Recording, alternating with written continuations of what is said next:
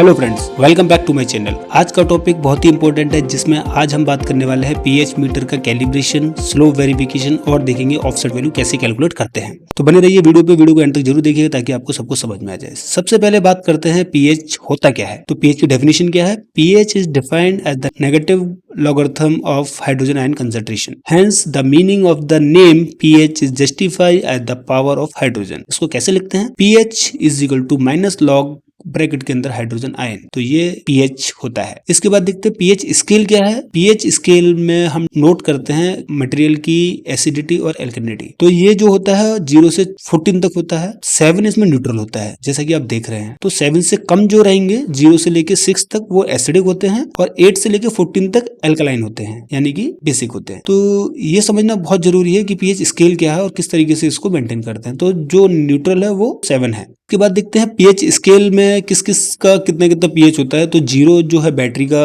जो एसिड होता है उसको 0 में कंसिडर किया जाता है। इसके बाद 1 जो है स्टोमक एसिड, इसके बाद लेमन का pH 2 होता है, विनेगर का 3, टमाटो का 4, 5 कॉफी, 6 मिल्क का और 7 वाटर का न्यूट्रल है। इसके बाद ब्लड का 8 और इस तरीके से आप भरते जाएंगे। लास्ट में जो आएगा वो आएगा ड्रेन क्लीनर जो होता है उसका 14 होता है और सोप की अगर बात करेंगे तो वो 12 होता है। तो इस तरीके से इसको हमने कैटेगराइज किया है जो आप देख रहे हैं। इसके बाद देखते हैं कि pH कैलकुलेट कैसे करते हैं। आपके पास होना चाहिए pH मीटर। तो इसमें एक इलेक्ट्रोड रहेगा, साथ में रहेगा एक टेम्परेचर सेंसर, क्योंकि टेम्परेचर बहुत बड़ा रोल प्ले करता है pH के लिए। अगर pH टेम्परेचर पे वेरी हो सकता है। अब बात करते हैं इसको किस गाइडलाइन के अकॉर्डिंग करना चाहिए। तो यूएसपी चैप्टर 791 है, जिसमें pH का सब कुछ दिया हुआ है कि कैसे कैलिब्रेट करना चाहिए, क्या इसकी लिमिट होती है। तो चलिए देखते हैं कि किस किस तरीके से हम इसको चेक कर सकते हैं। इसमें सबसे पहला जो आता है वो है ऑफसेट वैल्यू, यानी कि ऑफसेट वैल्यू कैसे कैलकुलेट करनी है, वो एक इंपॉर्टेंट रोल प्ले करता है। तो सबसे पहले देखते हैं ऑफसेट वैल्यू किस तरीके से हम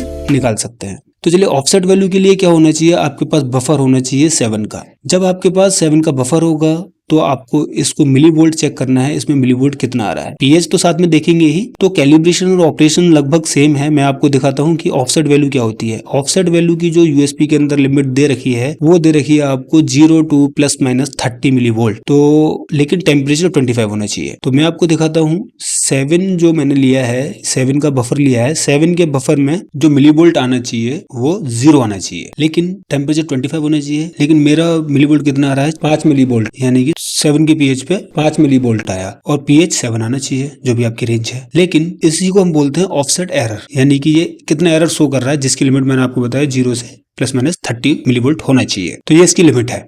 लेकिन जो सबसे इंपॉर्टेंट है pH मीटर कैलिब्रेशन में वो है स्लोप वेरिफिकेशन। तो स्लोप वेरिफिकेशन क्या है? स्लोप वेरिफिकेशन करने के लिए हमें पता होना चाहिए कि आइडियल स्लोप वैल्यू क्या होती है। आइडियल वैल्यू जो होती है वो है 59.16 मिलीवोल्ट, यानी कि अगर आपका pH 7 है, 7 पे 0 है, अगर एक pH आगे करते हैं एक pH पीछे करते हैं तो वो 59.16 से ज्यादा मूव नहीं करना चाहिए, यानी ये इसका आइडियल स्लोप वैल्यू है। एक जो pH है उसकी आइडियल वैल्यू 59.16 मिलीवोल्ट है। आप ये समझिए। इसको कैलकुलेट कैसे करते हैं वो भी मैं बताने वाला हूं, लेकिन इससे पहले हमें ये जानना जरूरी है कि हम मिलीवोल्ट निकालेंगे कैसे।